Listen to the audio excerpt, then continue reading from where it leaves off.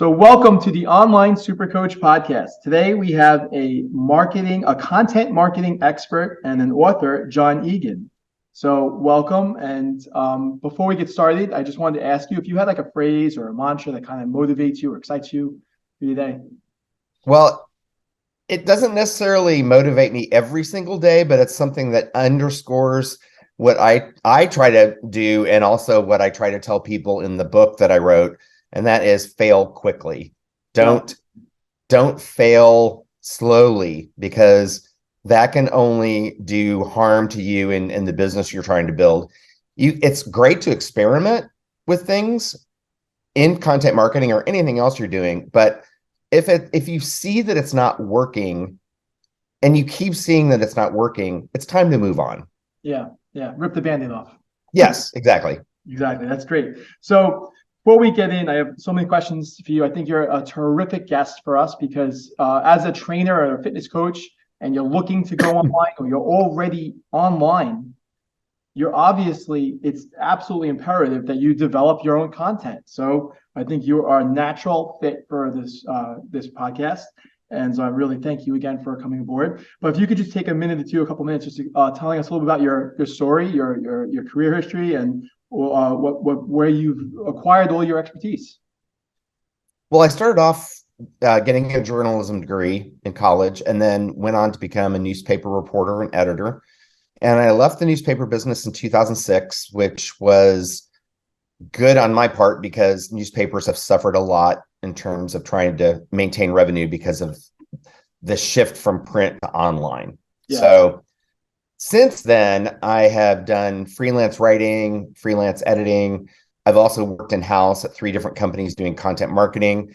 And now I'm on my own again and doing content marketing, development of content and strategy for various brands.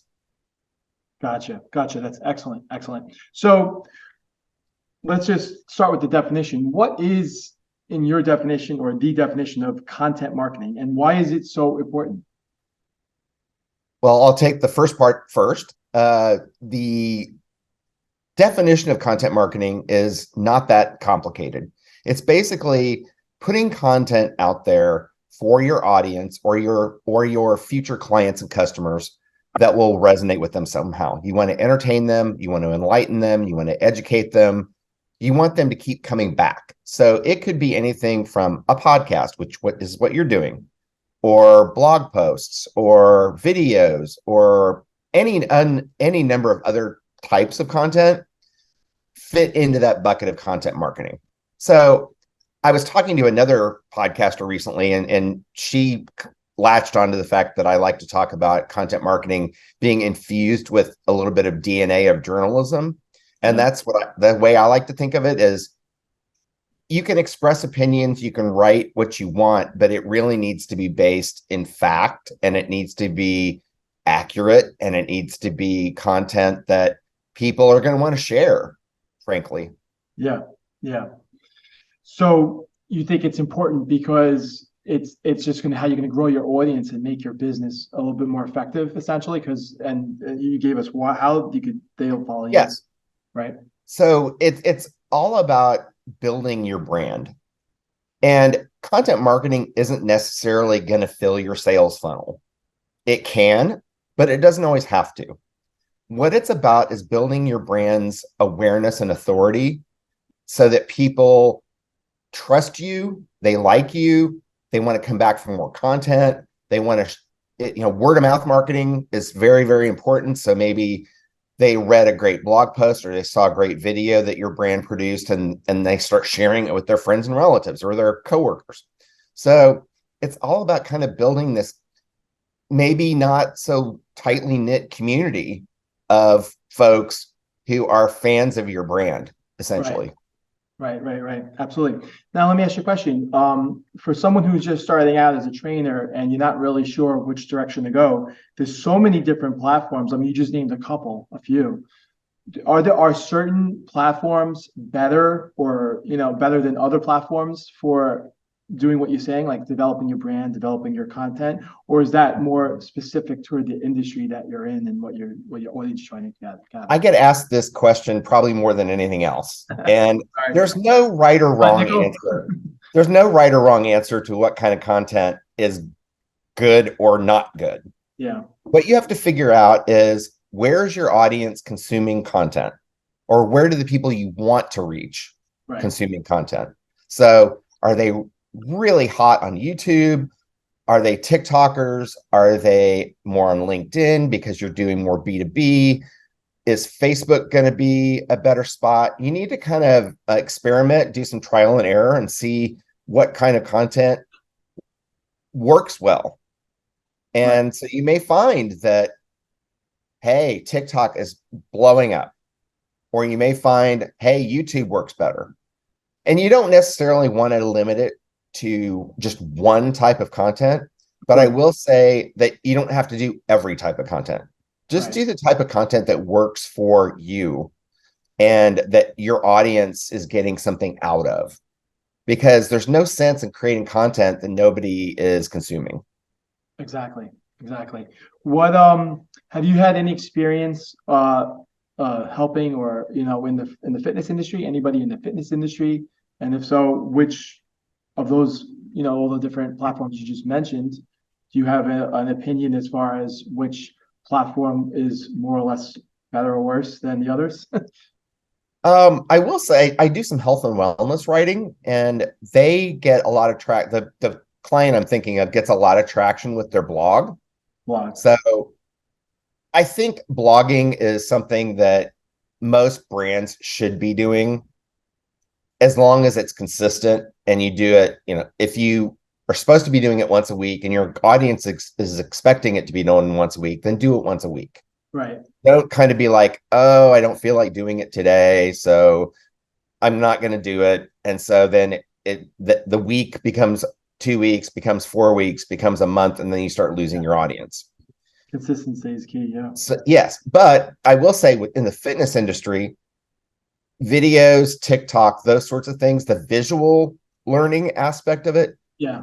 does really well. And part of it is because you all can demonstrate like curls or crunches or whatever you're trying to get across to people, that hey, this is a great way to firm up your glutes, or whatever it may be. So demonstrating those things and not just explaining them in a blog post is great. Also, if you do a blog post on that topic, maybe you embed a video that you've created in that blog post. Right. You could repurpose a lot of the content. So if it was a great. Yeah, repurposing is huge. I mean, don't just think one piece of content is only going to serve one purpose. You can create social media posts. You can create a blog post from a script from a video. The list goes on, but don't ever think that one piece of content is just one piece of content. Right. So even if one video that you post does really well, write about it and make that turn into like a blog, or vice versa. If the blog got a good amount of the traffic to that page, then do a video on it and explain it a little bit better. So that's good. When someone's just starting out, developing their content, this is I think a really important question. What are a few things that they should strive to do? Like, if there's a few steps or tips that you could what are the most important things they should look for? Well, I would say first, knowing who your audience is and where they consume content, so that you're not putting stuff out there that isn't being consumed. Right. Secondly is quality. I'm a huge believer in quality over quantity. You can put 5 mediocre blog posts out there, or you can put out one great blog post. That one great blog post is going to do you a lot more than the 5 blog posts. So that's another thing. And then you need to figure out how you're going to get that content distributed. So are you getting it out on social media? Do you need to start a newsletter? There are various ways you need to figure out how to get that content not only produced, but distributed so that people can actually enjoy it. Excellent. That's really, really good. That's really good advice, I think, for everybody. So, I think it applies for a lot of different things. Obviously, know your audience, quality over quantity, and uh, where is it going to be distributed where you could, for where your audience makes sense, the way you pick your audience. So, I think that's really powerful stuff right there.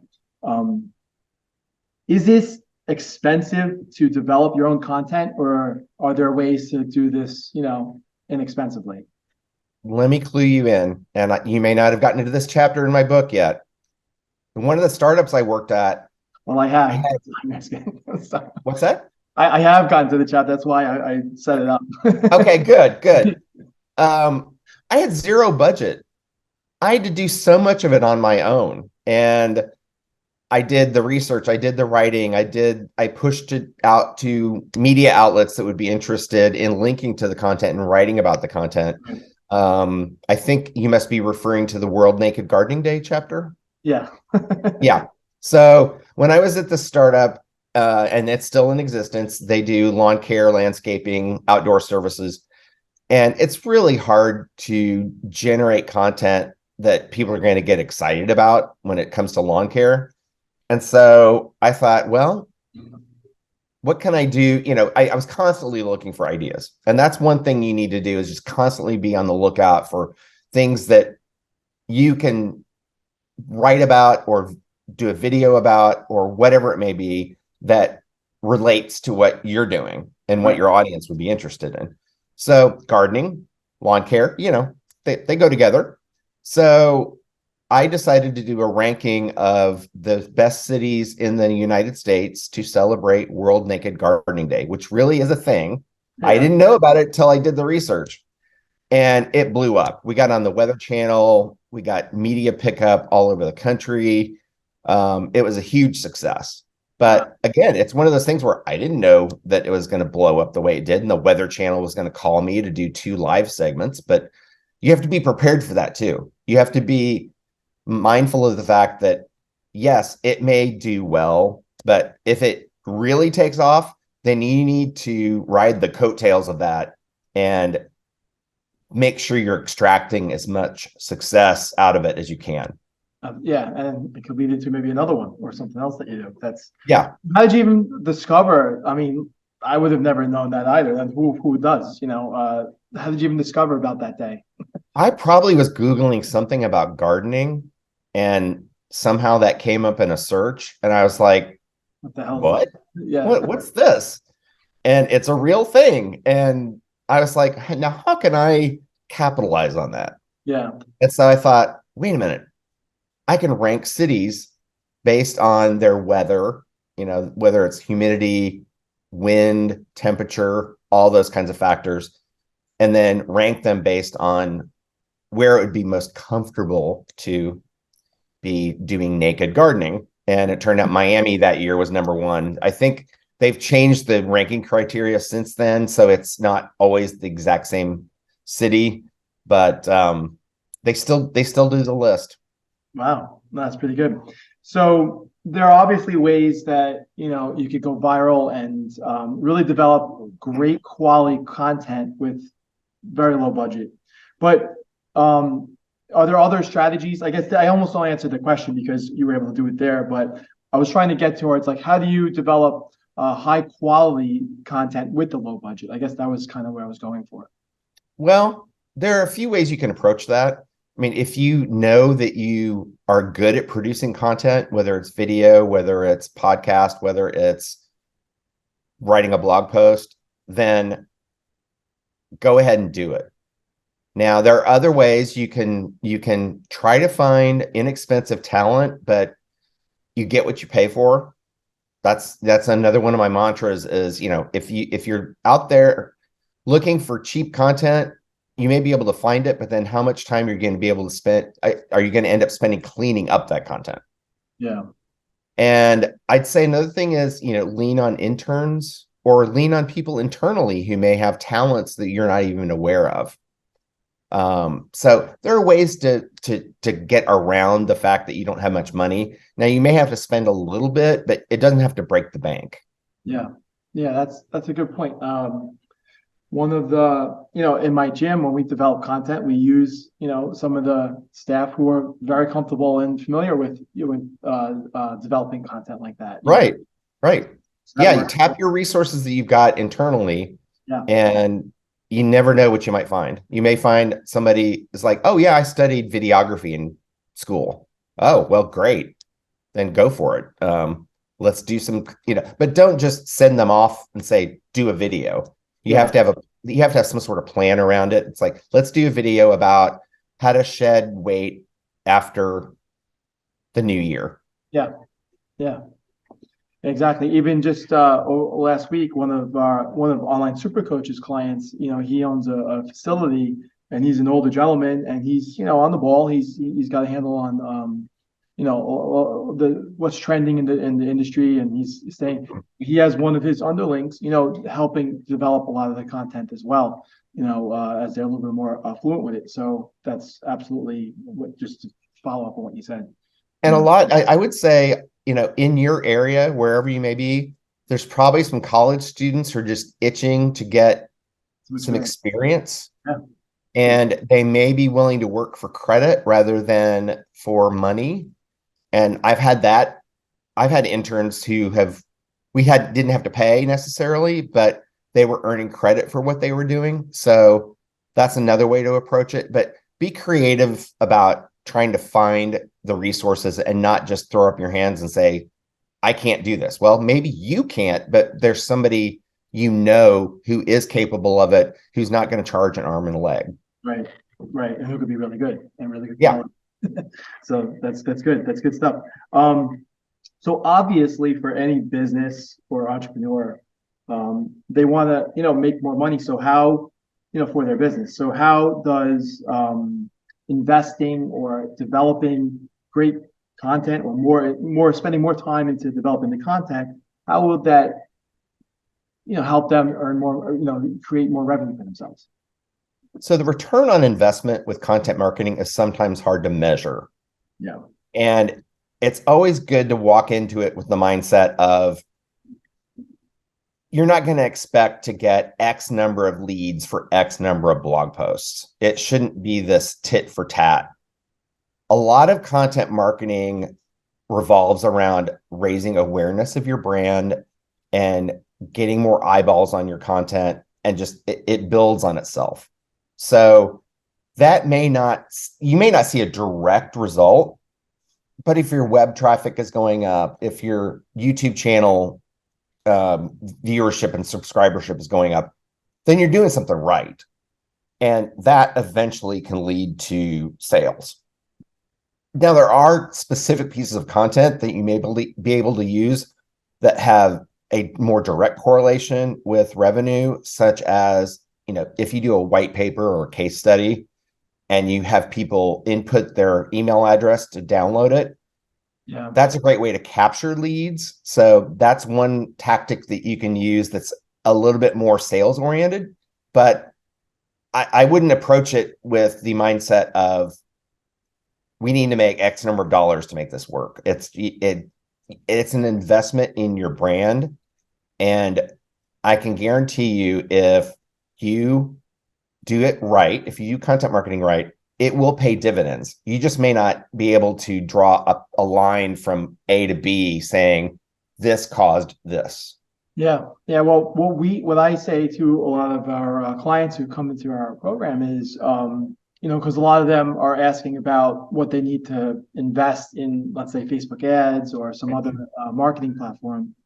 But we like to tell them that you have the content is super important first. Like, you don't want to start to spend money on any kind of advertising until your profile and your organic content is really, really, really tight.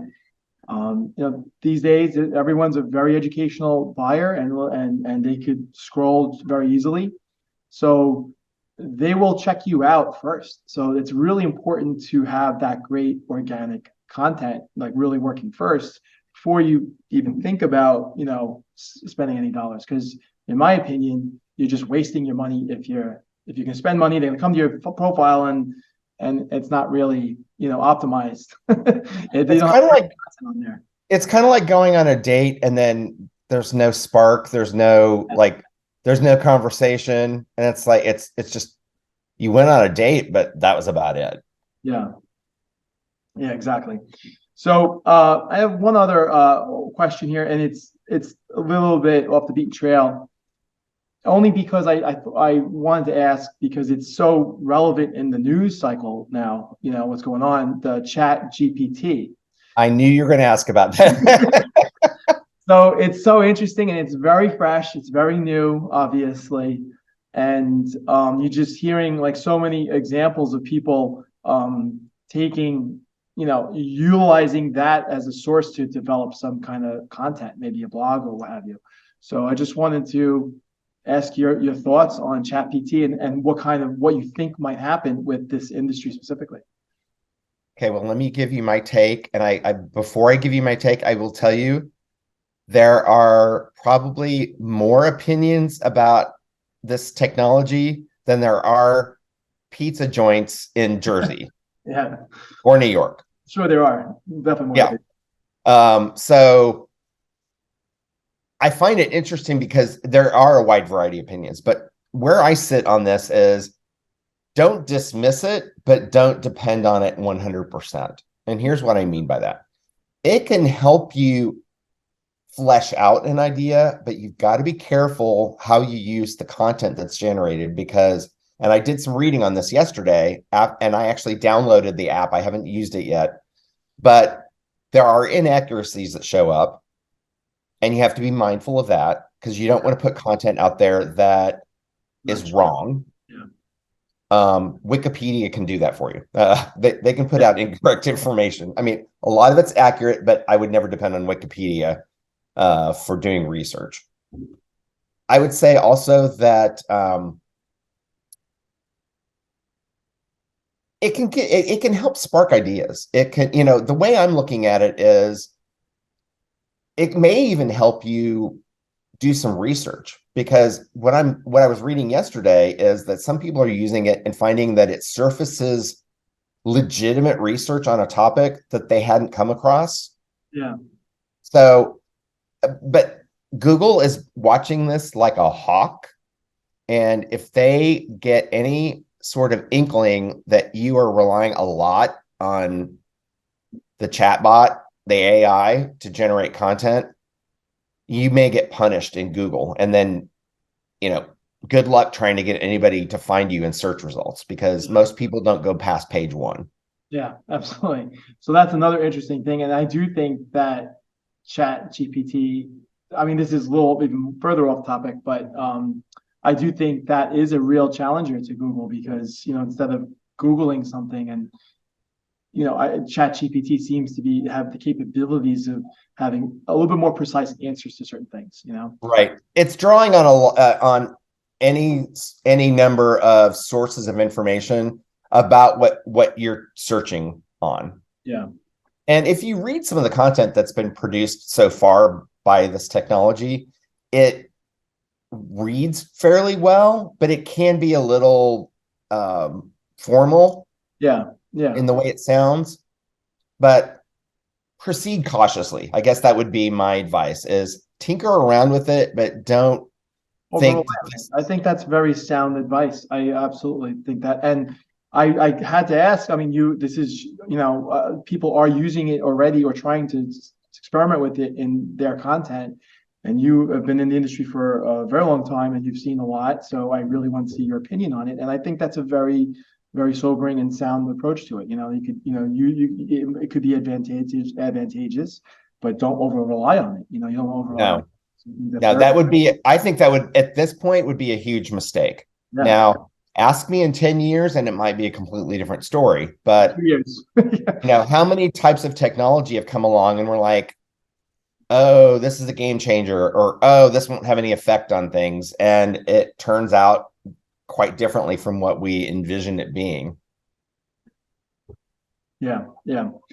So, well, this was very, very educational. I think fitness professionals who are already online or looking to maybe go online, obviously developing any kind of their own content or better content already that they already are doing. is absolutely essential. So if I'm talking to the audience now, obviously, if you guys are really looking to establish a great foundation to your content strategy, we highly recommend John's book. It was, I don't want to say the wrong name. The stripped down guide to content marketing. Stripped down guide to content marketing. Yes. It's a quick read. It's very easy flow, and it really will give you a very good foundation and baseline to really one of the most important areas that you want to do if you want to be an online fitness professional. So that's my opinion. I'm already into the book, so I 100% agree with that. So, and you can find it by searching on Amazon, or you can go to my website, which is johnegan, EGAN.net, and you'll see a place on there that says John's book. Just click on that and it'll give you options for how you can purchase it. Sure. You got that? So Amazon or johnegan.net, where you can find the book. All right. Well, thank you again. I really appreciate you coming on board, and good luck with your continued success. Thank you.